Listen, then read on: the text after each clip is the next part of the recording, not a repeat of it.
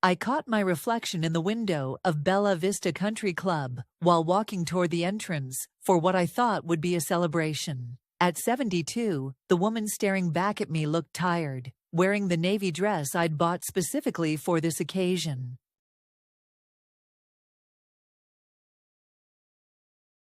That's when I finally saw myself through Sarah's eyes, not as the mother who'd worked double shifts for 20 years to pay for her education, but as an embarrassment she needed to manage. The morning had started like any other Tuesday. I'd driven the 40 minutes from my small apartment to the upscale venue Sarah had chosen for her wedding, my heart full of excitement about helping with final preparations. The country club's manicured lawns and elegant stonework represented everything I'd dreamed of giving my daughter, but never could afford when she was growing up. Walking through those pristine hallways, I remembered the conversation from 3 days earlier that had been eating at me ever since. Sarah's voice echoing in my kitchen as she stood beside my worn Formica counters, her designer purse clutched tightly in her manicured hands. The way she'd looked around my modest home, with that expression I'd been seeing more frequently lately, like she was measuring the distance between where she'd started and where she'd arrived. My stomach had clenched then, just as it did now, when she'd started discussing the wedding timeline. Her tone had shifted from excited bride to project manager dealing with a problem that needed solving. The careful way she'd chosen her words about seating arrangements, about keeping certain family members separated, about managing expectations, all leading up to that moment when her true concerns spilled out. The reflection in the country club window showed me a woman who'd spent decades sacrificing for her family, who'd paid for a wedding venue she couldn't afford because she wanted her daughter's day to be perfect. But I also saw something else in that glass, a person who'd forgotten her own worth while building up everyone else's dreams. That reflection forced me to acknowledge what I'd been trying to ignore. Sarah wasn't worried about logistics or family dynamics. She was worried about me, about what her friends would think when they met the woman who'd raised her, about explanations she'd have to give for my modest background, my working-class manner of speaking, my practical clothes from department store clearance racks. Standing there in the venue I'd scripted and saved to book, I realized the wedding had become less about celebrating love and more about managing appearances. My presence wasn't a joy to be shared, but a challenge to be navigated. The woman in the window reflection looked back at me with a clarity I'd been avoiding for months. For the first time in years, I saw myself not through the lens of what everyone needed from me, but as someone with choices.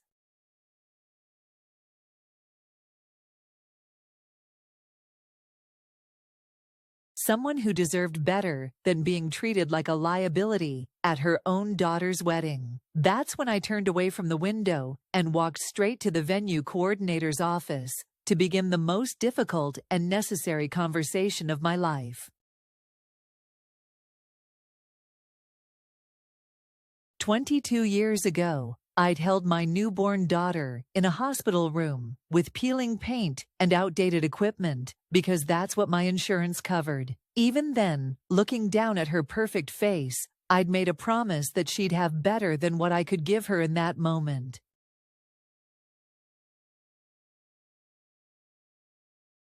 I'd worked 3 jobs some years to keep that promise, cleaning offices before dawn, serving lunch at the diner, and stocking shelves at the grocery store until closing time.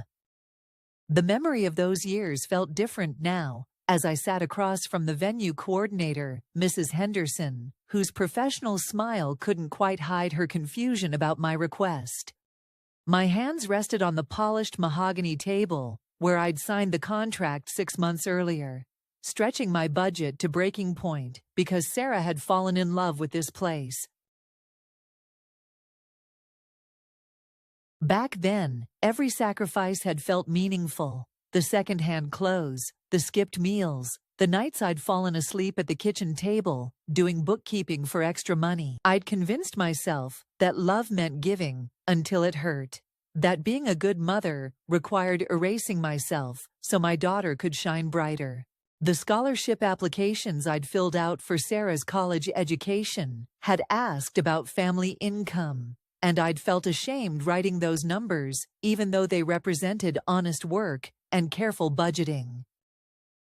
When Sarah graduated with honors and landed her first job at a marketing firm, I'd been proud enough to burst. When she met David, whose family owned a chain of successful restaurants, I'd been thrilled that she'd found someone who could provide the security I'd always worried about.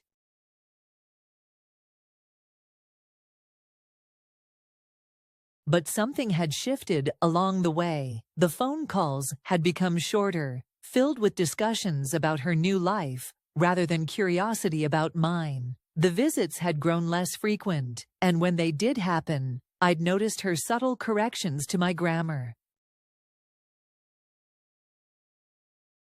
Her gentle suggestions about my appearance, her way of steering conversations away from my work, or my neighbors, or anything that reminded her of where we'd come from.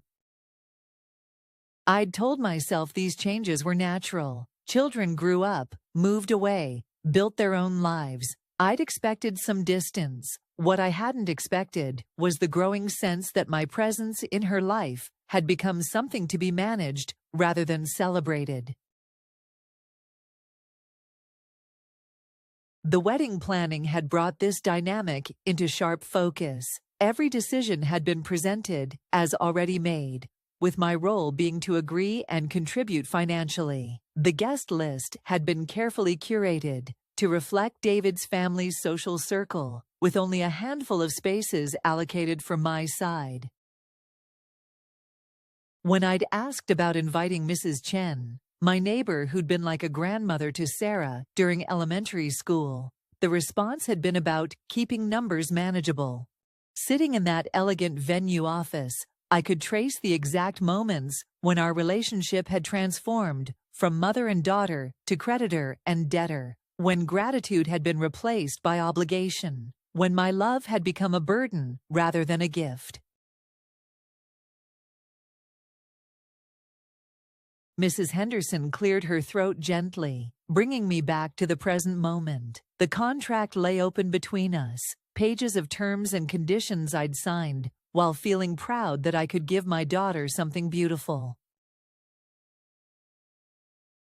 Now those same pages felt like evidence of how far I'd drifted from my own sense of worth. The venue coordinator's pen was poised over her notepad, waiting for me to explain exactly why I wanted to cancel a wedding that was supposed to happen in 6 weeks.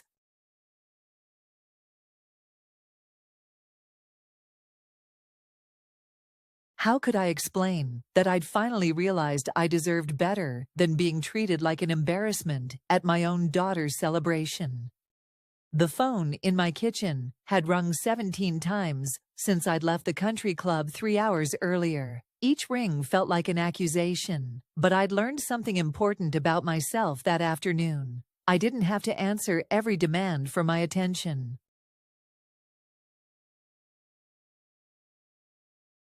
The machine could take messages. I could choose when and how to respond. My small apartment felt different now, like I was seeing it through my own eyes instead of through Sarah's critical gaze. The crocheted afghan my mother had made, draped over the back of my worn sofa, wasn't shabby. It was handcrafted with love. The collection of ceramic birds on my windowsill wasn't clutter. It represented years of small joys, gifts from students when I'd worked as a teacher's aide. The answering machine finally stopped blinking after message number 12. I knew they'd all be from Sarah, probably progressing from confusion to panic to anger. Maybe 1 or 2 from David, trying to mediate. possibly one from David's mother, Margaret, though she'd never called me directly before. The thought of that elegant woman with her perfectly styled silver hair, leaving a message on my scratched answering machine, would have intimidated me yesterday.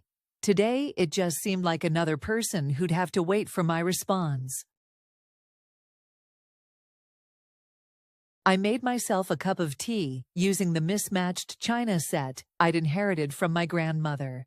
Pieces Sarah had once suggested I donate to charity, because nobody uses real china anymore, Mom. The delicate rose pattern on the cup had been faded when it came to me, but it still held heat beautifully and reminded me of Sunday afternoons in my grandmother's kitchen, where I'd learned that dignity had nothing to do with matching dinnerware.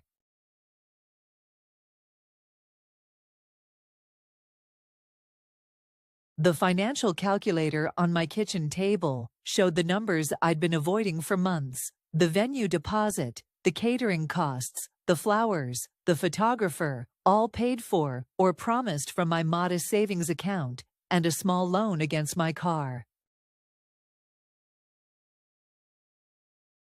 Money I'd stretched and borrowed because I'd wanted to contribute something meaningful to my daughter's special day. Canceling the venue would cost me the deposit, but it would free up the larger payments still to come. The relief I felt looking at those adjusted numbers surprised me. For months, I'd been losing sleep over how I'd manage the final payments without going into serious debt. I'd been considering taking on weekend cleaning jobs, maybe selling some of my mother's jewelry. The stress had been affecting my sleep, my appetite, my ability to enjoy simple pleasures. Now, with the stroke of a pen, I'd eliminated the financial pressure and something else entirely: the obligation to participate in my own humiliation. The evening light streaming through my kitchen window illuminated the stack of wedding magazines Sarah had left during her last visit. Publications filled with ceremonies that cost more than I'd made some years, advice about managing difficult relatives, suggestions for handling family members who might not fit in with the wedding's aesthetic vision. I'd read those articles about tactfully excluding family members who might embarrass the couple, never imagining I was reading about myself. My reflection in the kitchen window looked clearer than it had in months. The worry lines around my eyes seemed less pronounced. The tension I'd been carrying in my shoulders had loosened. For the first time since the wedding planning began, I felt like I could breathe deeply.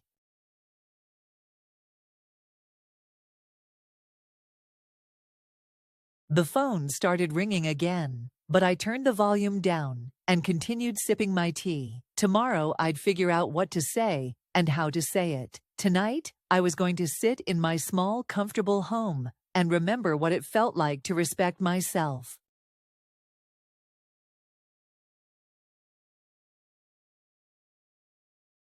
Sarah's key turned in my door at 7:30 the next morning. I'd been awake for an hour, sitting at my kitchen table with coffee and the newspaper, feeling more rested than I had in weeks.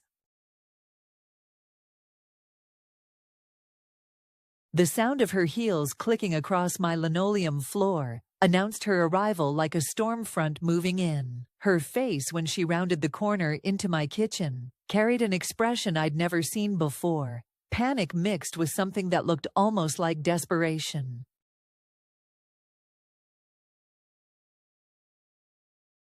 The polished professional woman who'd been planning every detail of her perfect wedding looked disheveled, her usually perfect hair slightly messy, her makeup She stopped in the doorway, taking in the scene of me calmly reading the local news, while her world apparently crumbled. I could feel her trying to understand how I could be sitting there so peacefully when I'd just destroyed months of planning with a single phone call.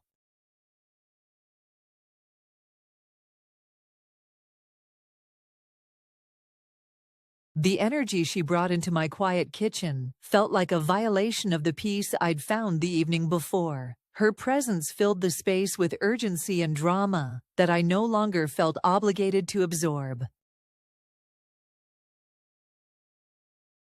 I continued reading the article about the new community center opening downtown, taking my time to finish the paragraph before looking up. When our eyes met, I saw something I'd never noticed before. She looked at me the way her future in-laws looked at me.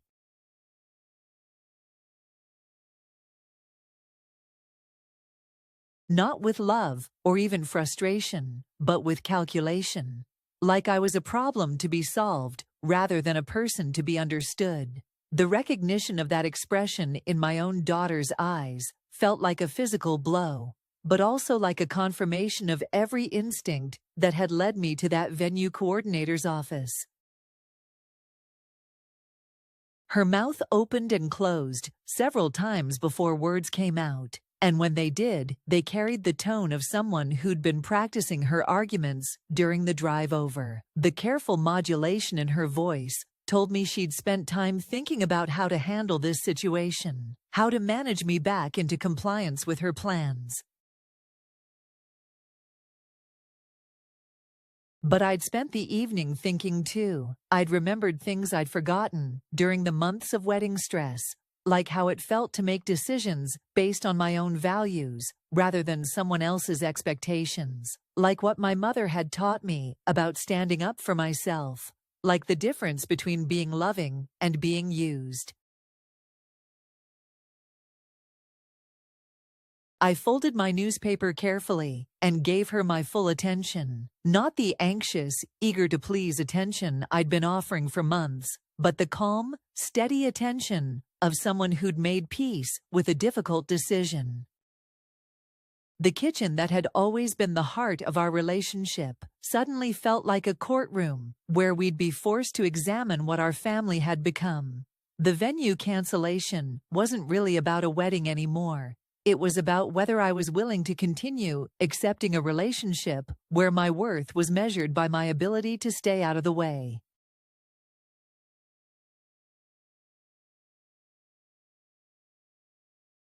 I waited for her to speak first, knowing that whatever came next would reveal more about our relationship than years of careful politeness had ever allowed.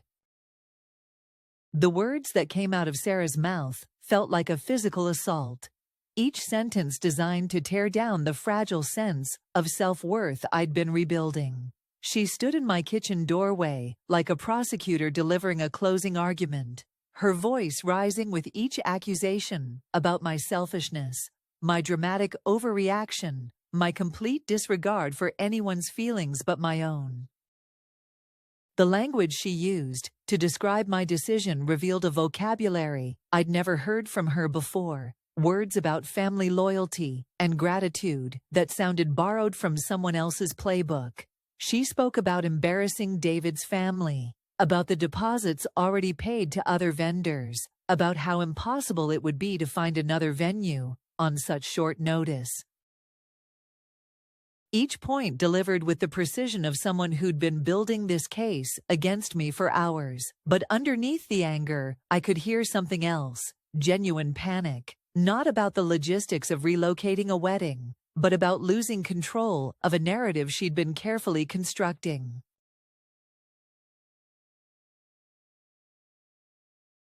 The story where her success had lifted the entire family, where her marriage represented triumph over our humble beginnings, where I could be quietly grateful in the background without drawing attention to where she'd come from.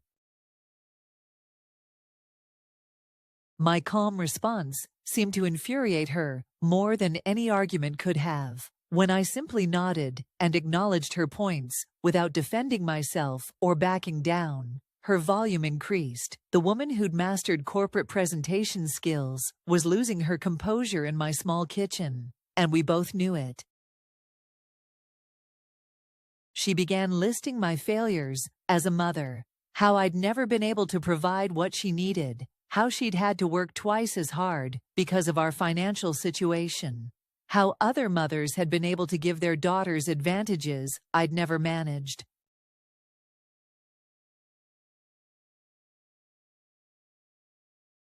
Each accusation felt like a punch, but also like evidence of how deep her resentment had grown over the years. The cruelest moment came when she described how mortified she'd been to introduce me to David's parents, how she'd had to prep them about my background so they wouldn't be caught off guard by my lack of sophistication.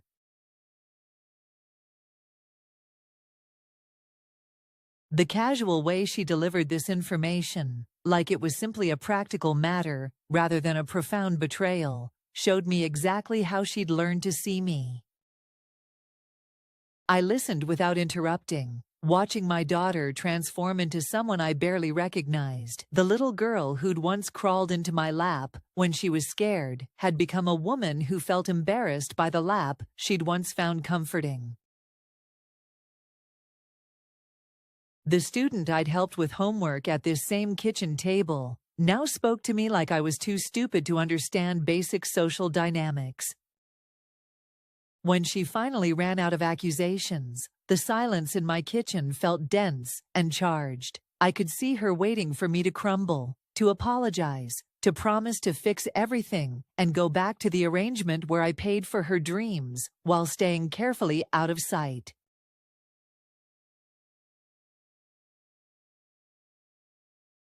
Instead, I stood up slowly and walked to the sink, rinsing out my coffee cup with deliberate care. The simple domestic action felt like a declaration of independence. I would continue living my life with dignity, whether she approved or not. The sound of running water seemed to echo louder than her shouting had. When I turned back around, her face showed something that might have been recognition. Perhaps the first glimpse of understanding that I wasn't going to collapse under the weight of her disappointment.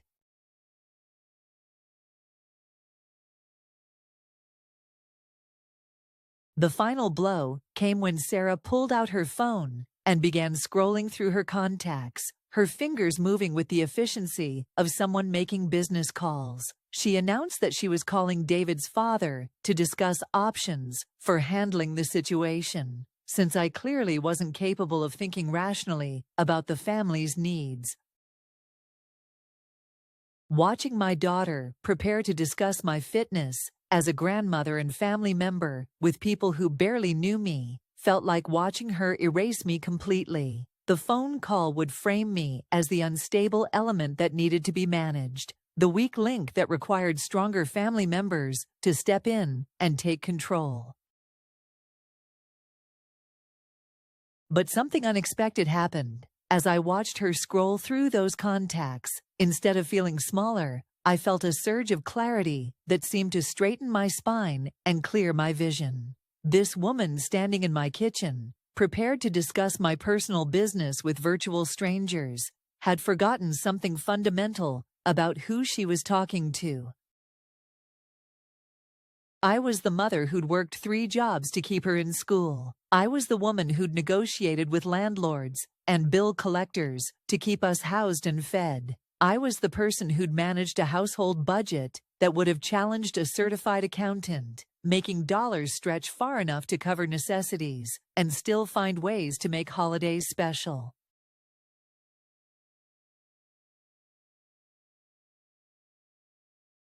The idea that I needed David's father to help me think through financial and social decisions was so absurd, it almost made me laugh. I'd been making difficult decisions with limited resources my entire adult life. I'd raised a daughter who was now successful enough to be embarrassed by my lack of polish.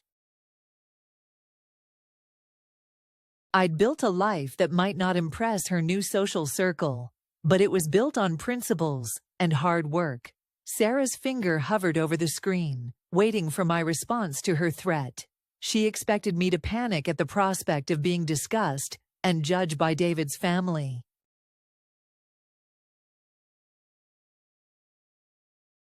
She expected me to beg her not to involve them, to promise I'd behave better, to agree to whatever arrangement would keep me from causing further embarrassment.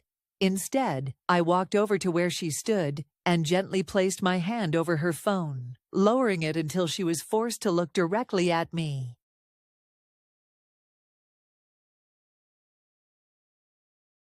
Call whoever you need to call, I said quietly, but understand that when you do, you're not just solving a wedding problem. You're deciding what kind of relationship you want to have with your mother for the rest of your life.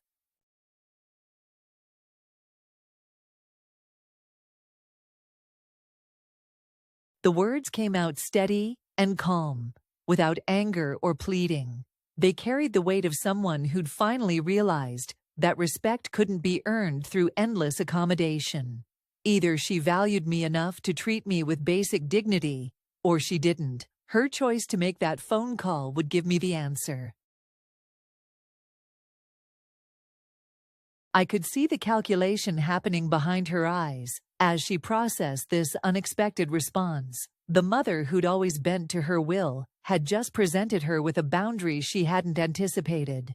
For the first time in months, maybe years, I was making her consider the consequences of her actions, rather than simply absorbing them. The phone remained silent in her hand as we looked at each other across a gulf that had been widening for years. Whatever happened next would determine whether we could find our way back to being a family, or whether this kitchen conversation would be remembered as the moment we chose to become strangers.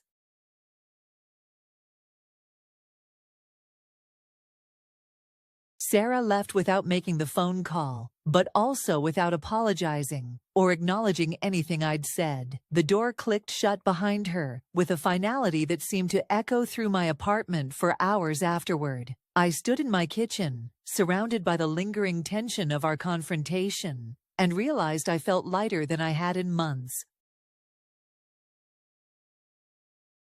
The silence in my home was different now, not empty, but peaceful.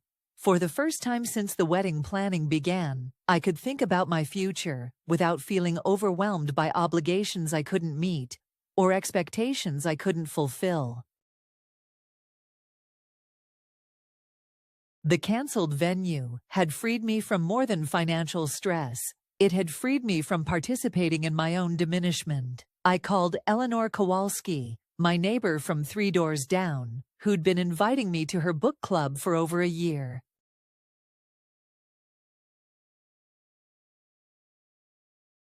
Eleanor was 75, a retired librarian who'd moved into our building after her husband died, and she had a way of speaking that reminded me of my grandmother. Direct but kind, practical but understanding. Eleanor answered on the second ring, and her voice brightened immediately when I asked about the book club. She didn't ask questions about why I was suddenly interested or probe into my family situation. She simply gave me the details about their next meeting and mentioned they were reading a novel about a woman who'd started over at 70. Perfect timing, she said, and something in her tone suggested she understood more about my situation than I'd realized. After hanging up, I looked around my apartment with fresh eyes. The furniture might be secondhand, and the decorations modest, but everything here reflected my choices and my taste. The quilted throw pillows I'd made during the long winter evenings weren't shabby. They were handcrafted with care. The photographs on my walls told the story of a life lived with purpose, even if that purpose had sometimes meant sacrificing my own needs for others.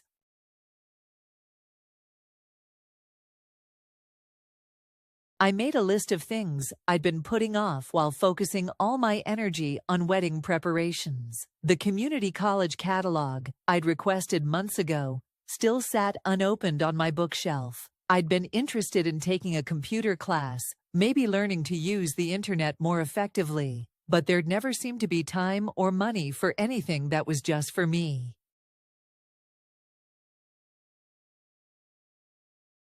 The savings account that had been dedicated to wedding expenses could now fund different dreams, not the elaborate adventures I couldn't afford, but meaningful experiences that would enrich my life rather than drain it. A weekend trip to visit my cousin in the mountains, a series of cooking classes at the community center, maybe even that computer course that would help me connect with other people my age. The phone rang twice that evening, but I let the machine take the messages. I wasn't ready to field calls from family members who'd been enlisted to convince me to change my mind. I needed time to strengthen my resolve before I faced the pressure campaign I knew was coming.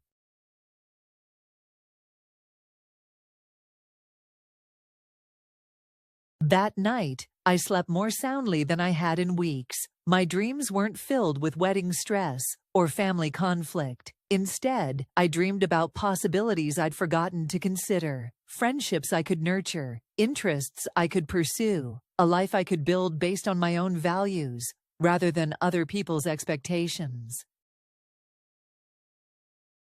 When I woke up the next morning, I felt like someone who'd remembered how to be herself. The community center's senior activities coordinator, Maria Santos, had the kind of energy that made me feel immediately welcome when I walked into her office 3 days later. At 50-something, she radiated competence and warmth, treating each person who came through her door like someone whose interests and goals mattered. Maria listened without judgment as I explained my situation in general terms, recently finding myself with unexpected free time and wanting to explore new activities. She didn't pry into the details about why my schedule had suddenly opened up, but something in her understanding nod suggested she'd helped other people navigate similar transitions. The computer basics class met twice a week and cost less than I'd been planning to spend on wedding flowers. The instructor was a retired teacher named Robert Chen, whose patient approach to technology made it accessible rather than intimidating. When I mentioned feeling overwhelmed by how much the world had changed, he smiled and said that learning was about curiosity, not age. Some of my best students are people who thought they were too old to learn new things. He told me they bring life experience that helps them understand why technology matters, not just how it works. The first class session revealed a room full of people my age who were facing their own versions of starting over. Margaret was learning email to stay in touch with grandchildren in different states. Frank wanted to research his family genealogy. Dorothy hoped to start a blog about gardening. Each person had decided that it wasn't too late to acquire new skills or pursue neglected interests. During the break, I found myself in conversation with a woman named Joan, who mentioned she'd recently moved out of her daughter's house after realizing she felt more like an unwelcome house guest than a cherished family member. She didn't elaborate on the details, but the way she described finding her own apartment and rebuilding her independence resonated deeply with my own experience. The hardest part, Joan said, stirring sugar into her coffee, was accepting that loving someone doesn't mean letting them treat you poorly. It took me 73 years to figure out that boundaries aren't mean, they're necessary. Her words stayed with me as I practiced navigating email accounts and learned about internet safety. The technical skills were challenging, but manageable. The harder lesson was allowing myself to believe that I deserved to spend time and money on my own development, rather than constantly prioritizing everyone else's needs. Eleanor from the book club had been right about the novel we were reading. The protagonist was a 70-year-old woman who discovered that her family saw her as a burden rather than a blessing. Instead of accepting that role, she'd moved across the country to start fresh, finding community and purpose in unexpected places. Fiction can be more honest than real life sometimes, Eleanor observed during our discussion. Authors can imagine possibilities that we're afraid to consider for ourselves. The book club members came from diverse backgrounds, but we all shared the experience of being underestimated because of our age. Several women mentioned family members who treated them like they'd lost their ability to make sound decisions simply because they'd reached a certain birthday. Others talked about feeling invisible in social situations where younger people dominated conversations. But we also shared stories of surprising ourselves with new capabilities and interests. Learning wasn't just about acquiring skills. It was about remembering that growth doesn't stop at any particular age. Each small success in the computer class or insight from our book discussions reinforced the possibility that my best years didn't have to be behind me. The phone messages from Sarah had stopped coming, replaced by an email address I'd learned to access in computer class. Her digital communication felt more distant, but also less intrusive. I could read her messages when I felt emotionally prepared to deal with them, rather than being ambushed by phone calls that left me shaken and defensive. Margaret Thornfield, the elder law attorney Maria Santos had recommended, had an office that managed to feel both professional and welcoming. Her gray hair was styled in a practical cut, and her handshake conveyed confidence without intimidation. When she asked about my situation, I found myself able to describe the venue cancellation and family conflict without feeling embarrassed about the details. Margaret listened carefully, taking notes and asking clarifying questions that helped me understand the legal framework around my concerns. She explained that adult children had no automatic right to control their parents' financial decisions unless a court had determined incompetency, something that clearly didn't apply to my situation. "You made a business decision to cancel a contract," she said, matter-of-factly. "You accepted the financial penalty in exchange for avoiding larger future obligations. That's exactly the kind of practical thinking that demonstrates sound judgment." Her perspective reframed the entire situation in a way that made me feel less defensive about my choice. Sarah had presented the venue cancellation as evidence of my inability to think clearly, but Margaret saw it as proof of my financial wisdom. Margaret also explained my rights regarding estate planning and financial privacy. The casual way Sarah had discussed involving David's father in my personal decisions wasn't just disrespectful. It potentially violated my legal right to make my own choices about who had access to information about my finances.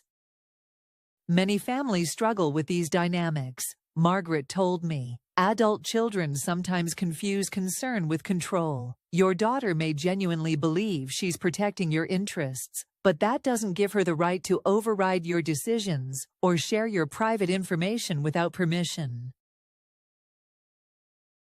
We discussed updating my will and establishing clear directives about who could access my financial information and under what circumstances. The process of making these legal protections official felt empowering rather than morbid. I was taking responsibility for my own future, rather than leaving important decisions to family members who might not understand my values or priorities. Margaret also provided information about elder mediation services, professional counselors who specialized in helping families resolve conflicts about aging and independence.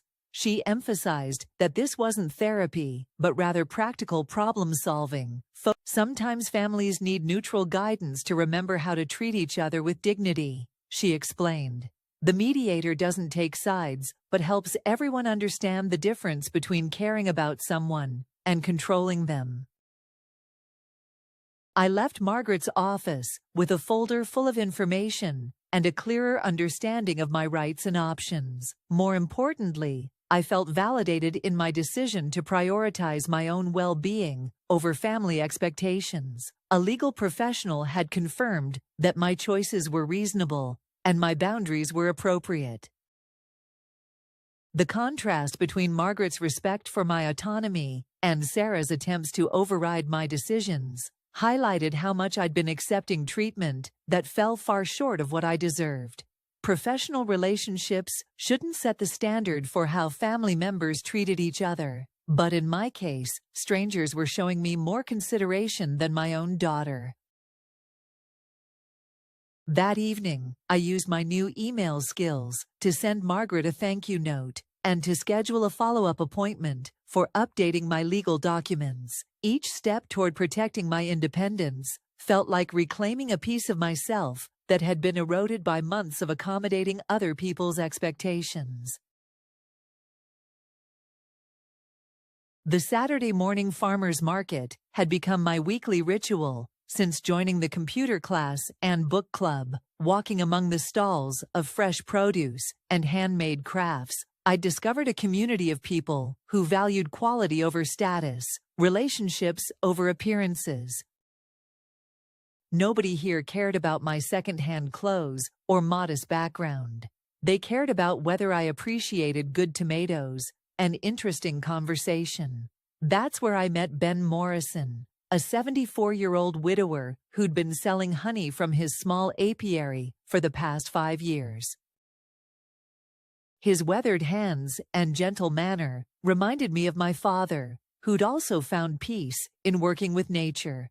Ben had started beekeeping after his wife died, looking for something that would get him out of the house and connected to his community.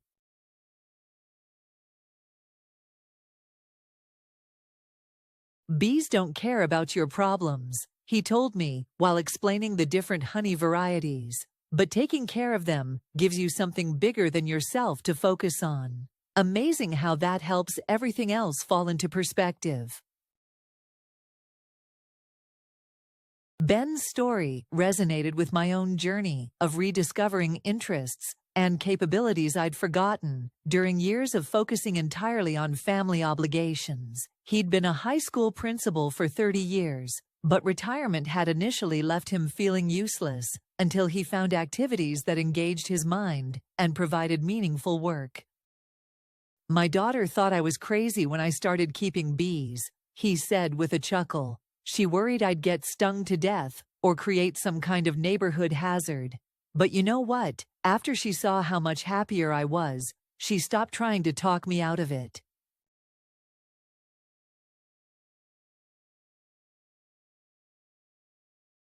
Our conversations at the market led to coffee meetings at the diner near the community center, where I learned that Ben had faced his own version of family pressure to conform to their expectations about appropriate retirement activities. His children had envisioned him playing golf and taking cruise trips, not getting involved with insects and agricultural cycles.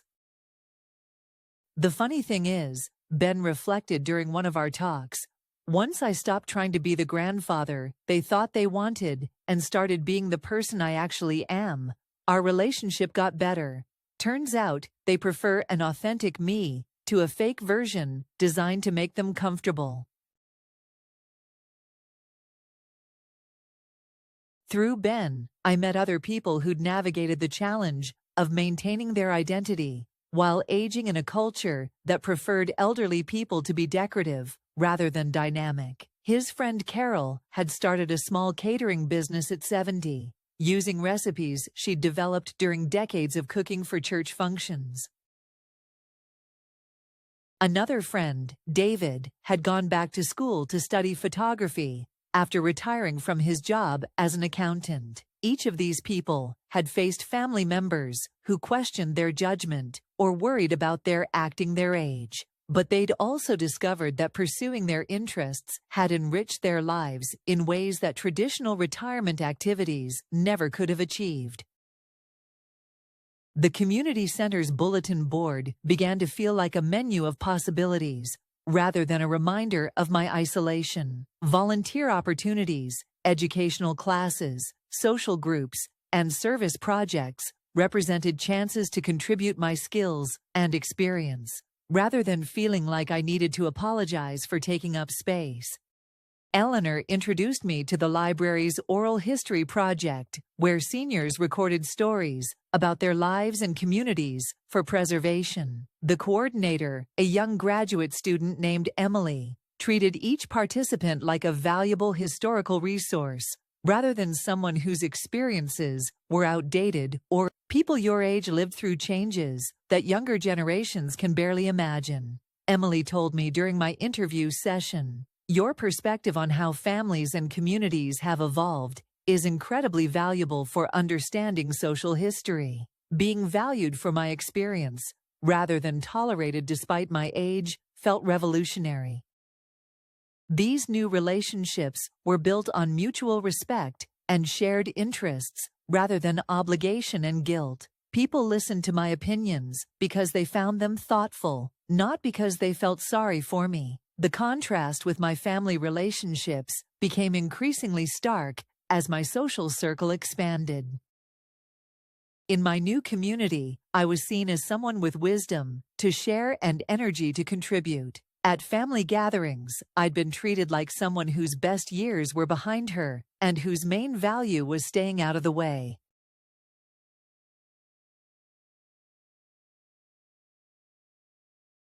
3 weeks after the venue cancellation, the pressure campaign began in earnest. It started with David calling personally, his voice carefully modulated in the tone I imagined he used for difficult restaurant customers. His approach was diplomatic, but firmly focused on finding a solution that would allow the wedding to proceed as planned. David's conversation revealed the family narrative that had been constructed around my decision. According to this version, I was going through a difficult adjustment to aging and had made an impulsive choice during a moment of emotional instability. The venue cancellation wasn't seen as a boundary-setting action, but as evidence that I needed more support and guidance from younger family members. His offer to help manage the financial aspects of the rebooking process made it clear that the family's solution involved taking control of my decision-making rather than respecting my autonomy. He spoke about wedding insurance and backup venues with the efficiency of someone who'd done research, as if my concerns about being treated as an embarrassment could be solved through better event planning. "Sarah is devastated," he explained, using the tone of someone delivering medical news. "She never meant to hurt your feelings. We all just want to find a way to move forward that works for everyone." The phone call lasted 20 minutes, during which David never once asked about my perspective or acknowledged that I might have legitimate reasons for my decision. The entire conversation was framed around managing my concerns, rather than addressing the behavior that had caused them. Margaret Thornfield's legal advice proved invaluable when David's mother called the next day. Margaret had warned me that family members might try to pressure me by involving other relatives or presenting unified fronts designed to make me feel isolated and unreasonable. Margaret's voice echoed in my head as I listened to David's mother, Patricia, explain how disappointed the extended family was by my sudden change of heart. Patricia's tone carried the authority of someone accustomed to having her opinions carry weight, but Margaret had taught me that authority without respect was just bullying with better vocabulary. "We're all very concerned about you," Patricia said, her words carefully chosen to sound caring rather than controlling. "This behavior is so unlike the woman we've come to know. We wonder if you might benefit from talking to someone professional about what you're going through." The suggestion that I needed psychological evaluation for making a financial decision that prioritized my dignity revealed exactly how the family viewed my autonomy. In their framework, any choice that didn't serve their interests must be evidence of mental instability rather than legitimate self-advocacy. Ben Morrison's perspective proved especially helpful when Sarah's aunt called from 3 states away to express her concern about family unity. Ben had warned me that families sometimes enlisted distant relatives to apply pressure because they assumed older family members would be more influential. "People will try to make you feel guilty for protecting yourself," Ben had said. "They'll talk about family loyalty and tradition as if those things require you to accept poor treatment. But real family loyalty goes both ways." The most difficult call came from Sarah's cousin, Jennifer. who'd always been kind to me at family gatherings. Jennifer's approach was gentler than the others, focusing on how much the wedding meant to everyone, and how sad it would be if family conflict overshadowed such a happy occasion.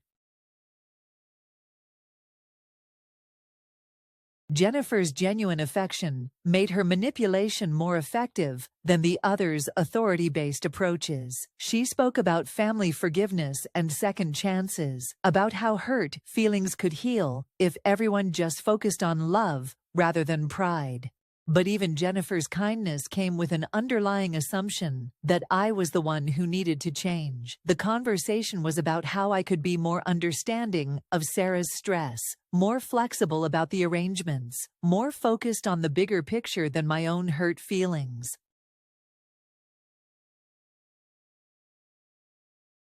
By the end of the week, I'd received calls from 6 different family members, each offering a slightly different version of the same message. My feelings were understandable, but ultimately less important than family harmony. My decision was being framed as selfishness rather than self-respect, as stubbornness rather than strength.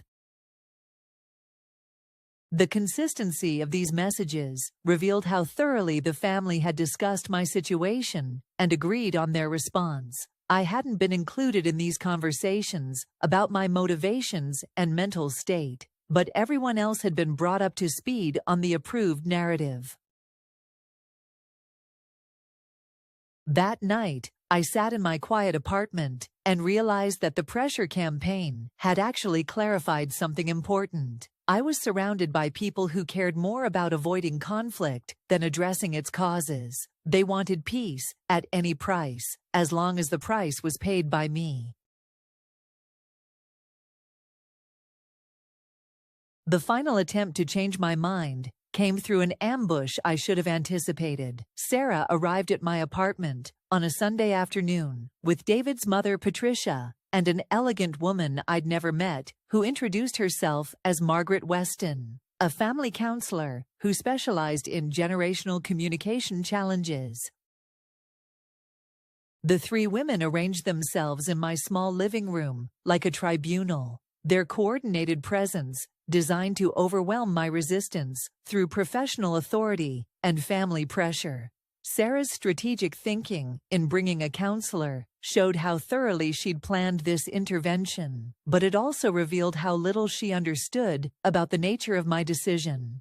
Margaret Weston spoke first, using therapeutic language to describe family dynamics and the stress that major life events could place on relationships. Her approach was professional, but clearly biased toward reconciliation at any cost. She framed the venue cancellation as a cry for help, rather than a rational response to disrespect. Often in families, Margaret explained, miscommunication can escalate into larger conflicts when underlying needs aren't being addressed. What I'm hearing today is that everyone wants to feel valued and respected. That's a wonderful foundation for rebuilding. The counselor's framework treated my concerns and Sarah's expectations as equally valid perspectives that simply needed better negotiation. This false equivalency ignored the fundamental power imbalance in our relationship and suggested that I was partially responsible for the disrespect I'd experienced. Patricia's contribution focused on family traditions and the importance of major celebrations in bringing generations together. She spoke about her own wedding 40 years earlier and how meaningful it was to have all the family elders present to witness the ceremony.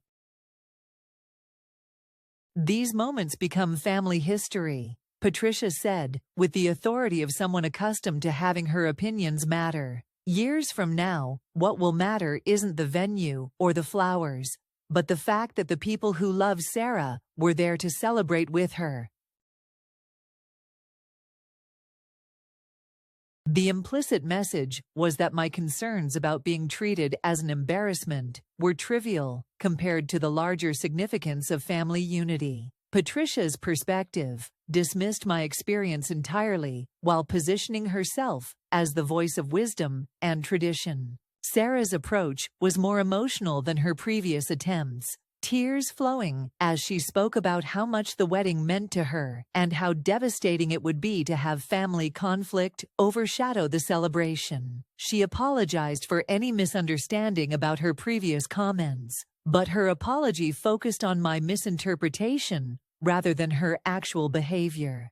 "I never meant to make you feel unwelcome," Sarah said, her voice carefully modulated for maximum emotional impact. "You're my mother and I love you.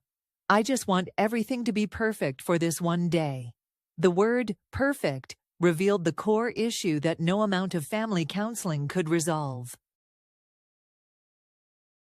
Sarah's vision of perfection required my compliance rather than my authentic presence. She wanted me there as long as I agreed to play the role she'd assigned. Grateful, quiet, and carefully managed to avoid embarrassing her in front of David's family. As I listened to these three women explain why I should change my mind, I realized that none of them were actually talking to me. They were talking to a version of me that existed in their imagination. A confused elderly woman who'd made an impulsive decision during a moment of emotional instability.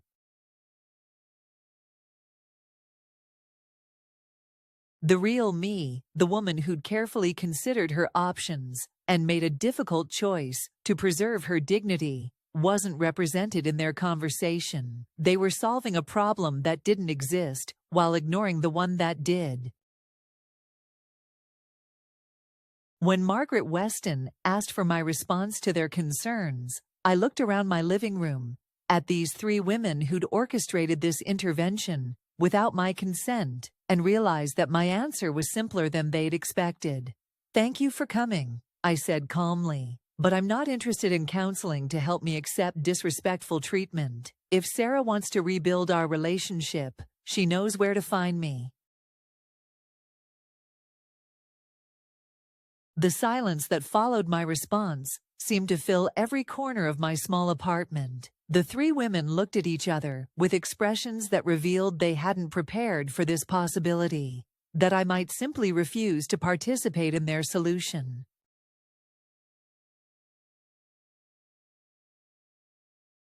Sarah waited until Patricia and the counselor had left before dropping the mask of wounded daughter and revealing the anger that had been building for weeks. Her tears dried up instantly, replaced by a cold fury that transformed her into someone I barely recognized. "Fine," she said, her voice sharp with the authority she'd learned in her corporate job. "If this is how you want to play it, then let's be clear about what you're choosing." What followed was a systematic dismantling of our relationship, delivered with the precision of someone who'd been preparing this argument for days.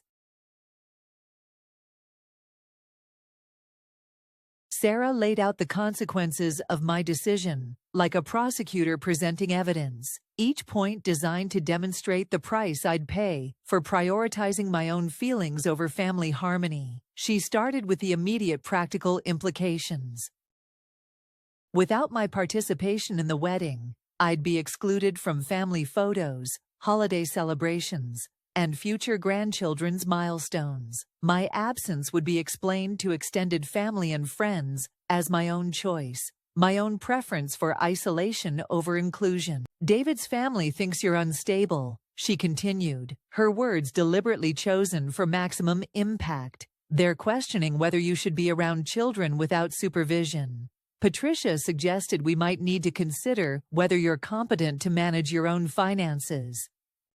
The threat was delivered with casual cruelty, but I recognized it for what it was, an attempt to terrorize me back into compliance by suggesting that my independence itself was at risk. Sarah was using my greatest fear, losing autonomy to family members who saw me as incompetent, as leverage to force me back into the role of grateful, manageable mother. But instead of feeling afraid, I felt a strange sense of relief. Sarah's mask had finally slipped completely, revealing the person she'd become underneath the wedding stress and social pressure. This wasn't my daughter having a difficult moment. This was the woman my daughter had chosen to be.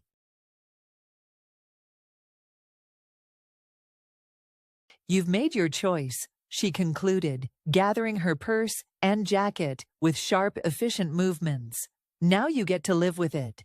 Don't expect me to keep pretending you matter when you've made it clear that your pride is more important than your family."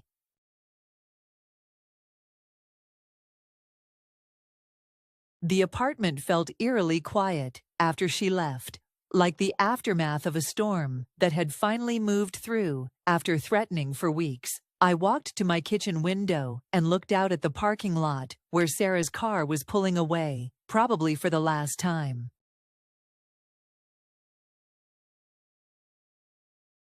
Something inside me had shifted during her angry speech. Instead of feeling devastated by her threats and accusations, I felt oddly liberated. The worst possible outcome she could imagine, losing my place in a family that treated me like a burden, had been exactly what I'd been trying to escape. Margaret Thornfield had warned me that some family conflicts couldn't be resolved because they weren't really about communication or misunderstanding. Some relationships were built on power imbalances that one person benefited from maintaining. Sarah's final confrontation had revealed that our relationship fell into that category. I made myself a cup of tea and sat at my kitchen table, surrounded by the evidence of the life I'd built independently. My books, my plants, my small collection of things that brought me joy. The apartment felt peaceful rather than empty, like a space where I could finally be myself without apologizing for taking up room. For the first time in months, I felt completely certain that I'd made the right choice. Sarah had given me exactly what I'd been trying to achieve: freedom from a relationship that required me to diminish myself in order to participate.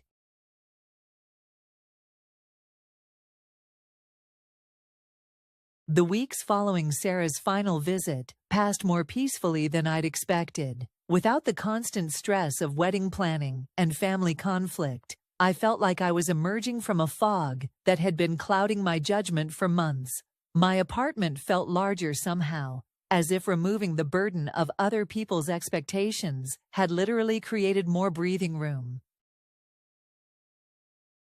Eleanor from the book club had been right about the healing power of routine and purpose. The twice-weekly computer classes gave me concrete goals to work toward, while the market visits with Ben provided social connection that didn't require me to perform or accommodate anyone else's needs. These relationships were based on mutual interest rather than family obligation, which made them feel both lighter and more genuine. The community college catalog that had been gathering dust on my bookshelf revealed possibilities I'd never seriously considered. A course in local history caught my attention, taught by a professor who'd spent years collecting stories from longtime residents about how the area had changed over the decades. My own experience living here for 30 years suddenly felt like valuable expertise rather than just time passing. Maria Santos, at the community center, mentioned that they were looking for volunteers to help with their annual fundraising dinner, an event that required someone with organizational skills and attention to detail. When I offered to help coordinate the silent auction, she accepted immediately, treating my offer like a valuable contribution rather than a favor to a lonely senior. Working on the fundraiser introduced me to a network of people who were actively engaged in making their community better. The planning committee included retired teachers, former business owners, and longtime community activists who brought decades of experience to solving practical problems. Being around people who valued wisdom and experience reminded me of skills I'd forgotten I possessed. The most surprising development came when Ben mentioned that his daughter lived in the same city as Sarah and had occasionally wondered about reaching out to local family members of her father's friends. Unlike my situation, Ben's relationship with his daughter had strengthened after he'd established clear boundaries about respecting his independence. The difference, Ben explained during one of our coffee conversations, was that my daughter eventually realized she preferred having a relationship with the real me, rather than trying to control a version of me that made her more comfortable. His story offered hope that some family relationships could survive necessary boundary setting, but it also clarified that the outcome depended on the other person's willingness to change their approach. Some people could learn to respect autonomy when confronted with clear consequences. Others would choose control over connection every time. The financial freedom from canceling wedding obligations allowed me to make choices based on my own interests rather than other people's expectations. I arranged for a weekend trip to visit my cousin Ruth in the mountains, the first vacation I'd taken in years that wasn't centered around visiting family who made me feel unwelcome. Ruth, now 78 and widowed for 5 years, had built a life that served as an inspiration for what independent aging could look like. She volunteered at the local animal shelter, maintained a large garden that supplied vegetables to her neighbors, and had recently started dating a man she'd met at her church's hiking group. The secret, Ruth told me, while we sat on her porch watching hummingbirds visit her feeders, is remembering that you're not done growing just because you've reached a certain birthday. Every day you wake up, you get to decide who you want to be.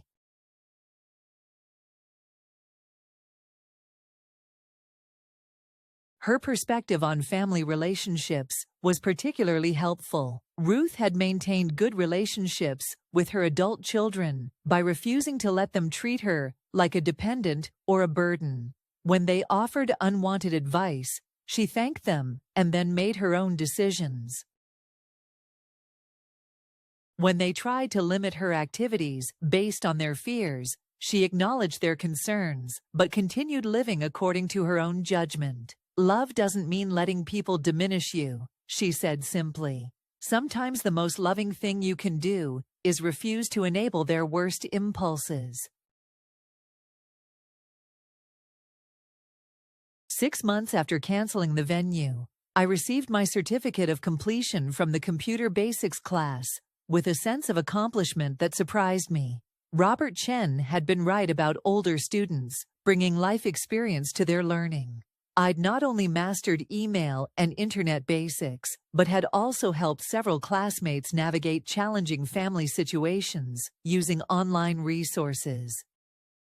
The oral history project at the library had evolved into something more meaningful than I'd anticipated. Emily, the graduate student coordinator, had encouraged me to focus on the experiences of working mothers in the 1980s and 1990s, a perspective that was often overlooked in academic research about women's workforce participation. Recording my stories about juggling multiple jobs while raising Sarah as a single mother helped me reclaim a narrative about my life that had been overshadowed by years of feeling like I hadn't provided enough. Speaking into the recording equipment, I heard my own voice describing a woman who'd been resourceful, determined, and successful in ways that couldn't be measured by traditional metrics.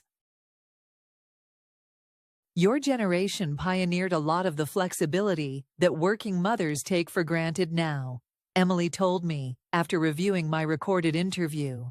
The strategies you developed for managing multiple responsibilities became templates that other women followed. Being valued for my experience, rather than pitied for my circumstances, felt revolutionary. The university's oral history collection would preserve my story alongside hundreds of others, creating a resource for future researchers studying how families and work had evolved over time. The community center fundraiser had been successful enough that Maria Santos asked if I'd be interested in helping coordinate their monthly senior luncheons.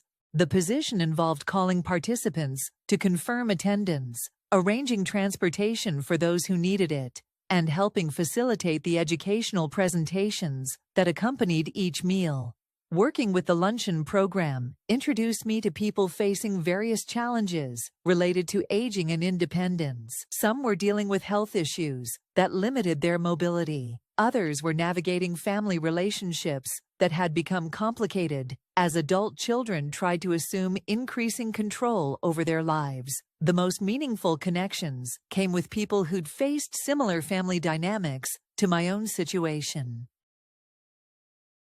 Margaret, a 74-year-old former nurse, had moved out of her son's house after realizing that his idea of caring for her involved eliminating all her decision-making authority. Dorothy, a retired teacher, had set strict boundaries with her daughter about financial assistance after discovering that help had become indistinguishable from control. These women shared strategies for maintaining dignity while aging in a culture that often equated older age with incompetence. They'd learned to distinguish between reasonable family concerns and attempts to infantilize them. They'd found ways to accept appropriate help while refusing to surrender their autonomy. The hardest part, Margaret reflected during one of our luncheon conversations, was accepting that some family members would rather have a relationship with a diminished version of me than learn to respect the whole person. Our informal support network became increasingly important as we navigated various challenges related to aging and independence. When Dorothy needed help understanding her Medicare options, Margaret's nursing background proved invaluable. When I was researching estate planning options, Dorothy's experience with educational bureaucracy helped me ask better questions of legal professionals. The relationships we built were based on mutual support rather than one-sided. We celebrated each other's successes, new hobbies, improved health, positive family interactions, and provided practical assistance during difficult times. The community we created felt more genuinely nurturing than many family relationships. Ben Morrison had become a regular part of my social circle, our friendship deepening through shared interests in gardening and community service. When he mentioned that his church was looking for volunteers to help with their meal delivery program for homebound seniors, I found myself interested in contributing to something that addressed real needs in our community. The volunteer work provided structure and purpose that retirement activities like crafts or game playing couldn't match. Delivering meals to people who couldn't leave their homes reminded me that aging came with different challenges for different people, but that community support could make an enormous difference in quality of life. 18 months after the canceled wedding, I received an envelope addressed in Sarah's handwriting, but containing something I'd never expected. An actual letter written on paper, several pages long, with careful attention to penmanship that reminded me of the little girl who used to practice cursive at my kitchen table. The letter began with an acknowledgement that felt different from her previous attempts at apology. Instead of focusing on misunderstandings or hurt feelings, Sarah wrote about specific moments when she'd treated me poorly and how she'd come to recognize the pattern of disrespect that had developed in our relationship. "I've been in therapy for the past 6 months," she wrote, "trying to understand why I became someone who could speak to you the way I did. The therapist helped me see that I was treating you like an embarrassment because I was embarrassed about my own background, not because there was anything wrong with you."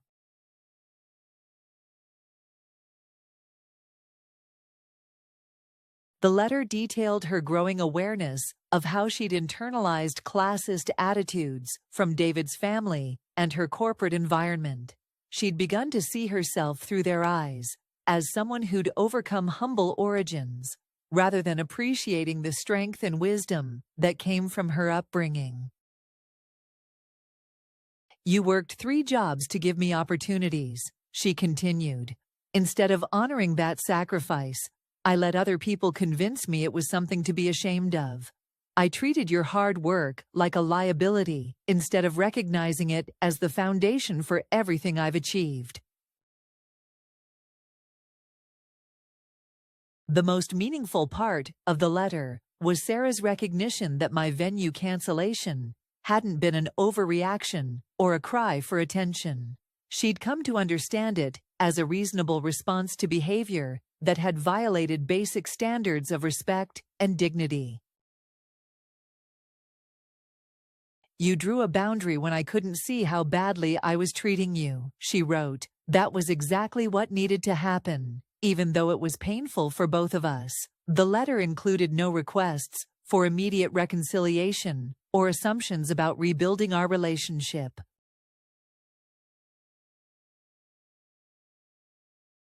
Instead, Sarah asked if I would be willing to meet for coffee to discuss whether there might be a way forward that honored both of our needs and boundaries. I understand if you're not interested, she concluded. You've built a life that doesn't depend on my approval or participation. I respect that independence. I want you to know that my desire to repair our relationship isn't based on needing you to take care of me or support my decisions. I miss having my mother in my life, but only if that can happen in a way that treats you with the respect you deserve.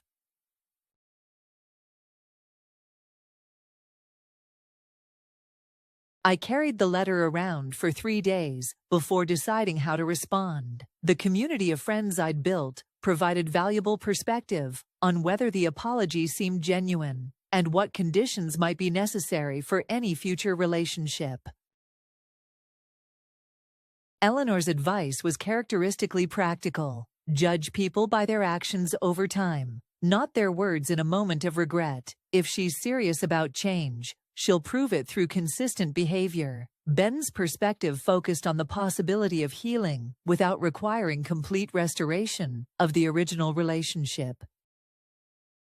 Sometimes the best you can hope for is mutual respect and limited contact, Ben said. That's not failure, that's realistic boundary setting. Margaret from the senior luncheon program had the most relevant experience, having rebuilt a relationship with her son after a 2-year separation. The key was that he had to prove he could treat me with respect before I was willing to spend significant time with him. We started with brief, public meetings and gradually rebuilt trust. After consulting with Margaret Thornfield about protecting my legal and financial independence, I decided to respond to Sarah's letter with cautious openness. I agreed to a coffee meeting at a neutral location, with the understanding that any future relationship would need to be built slowly and based on demonstrated respect rather than family obligation. The coffee shop meeting lasted 2 hours and felt different from any conversation we'd had in years. Sarah listened without interrupting when I described how her treatment had affected me. She asked questions about my current life without trying to insert herself into my activities or offer unwanted advice. Most importantly, she acknowledged that rebuilding our relationship was my choice to make, not something she could demand or manipulate me into accepting. She offered specific changes in her behavior, like asking permission before giving advice and respecting my financial independence, rather than vague promises to do better. The reconciliation process took months of careful boundary testing and gradual trust building. Sarah proved her commitment to change by consistently following through on her promises and respecting my autonomy, even when she disagreed with my choices. 2 years after canceling the wedding venue, I stood in my small apartment, preparing for Sarah's visit. But this time the preparation felt different. Instead of anxiously trying to anticipate her criticisms or hide evidence of my modest lifestyle, I was simply tidying up the home I'd grown to love even more deeply.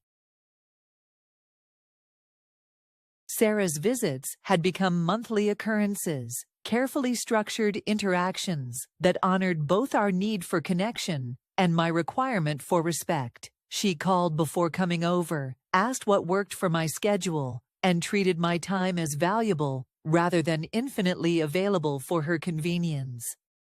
The transformation in our relationship hadn't happened overnight or without setbacks. There had been moments when Sarah fell back into old patterns of offering unsolicited advice or making assumptions about my capabilities. But the difference was that she now caught herself and apologized when I pointed out these lapses, rather than defending her behavior or accusing me of being oversensitive.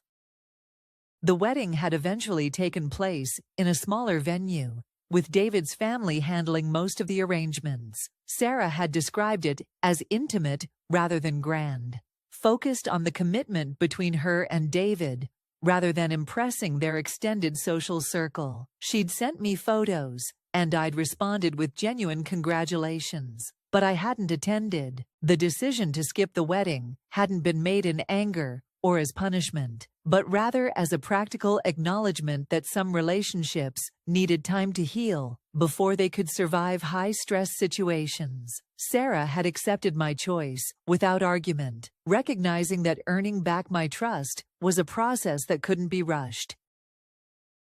My new life had taken shape around relationships and activities that energized rather than drained me. The community center work had expanded to include coordinating with other senior organizations throughout the county. Ben and I had developed a comfortable friendship that included shared dinners and collaborative garden projects.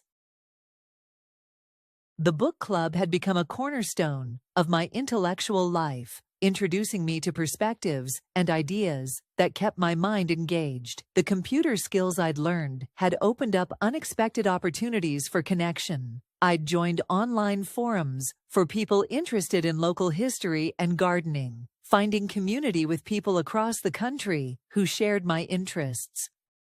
The internet had revealed a world of elderly people who refused to be defined by stereotypes about aging and decline. Financial independence had proven to be even more important than I'd realized. Without the pressure of family obligations that required me to spend money I couldn't afford, I'd been able to build a small emergency fund and plan for future needs. Margaret Thornfield had helped me create legal protections that ensured my autonomy would be respected, even if health issues made me temporarily vulnerable. The most surprising development had been romantic. Ben Morrison's friendship had gradually deepened into something more, leading to a relationship that honored both our independence and our desire for At 74 and 76, we'd discovered that it was possible to find love that enhanced rather than constrained our individual lives. When Sarah arrived for her monthly visit, she brought stories about her work and marriage that felt like genuine sharing rather than performance. She asked about my volunteer activities and friendships with the same interest she'd once reserved for more impressive accomplishments. The conversation flowed naturally between us, without the undercurrent of judgment that had poisoned our interactions for years. "I've been thinking about what you taught me through all of this," Sarah said, as we sat in my kitchen drinking tea from my grandmother's mismatched china. "You showed me that love doesn't mean accepting poor treatment, and that sometimes the most loving thing you can do is refuse to enable someone's worst behavior."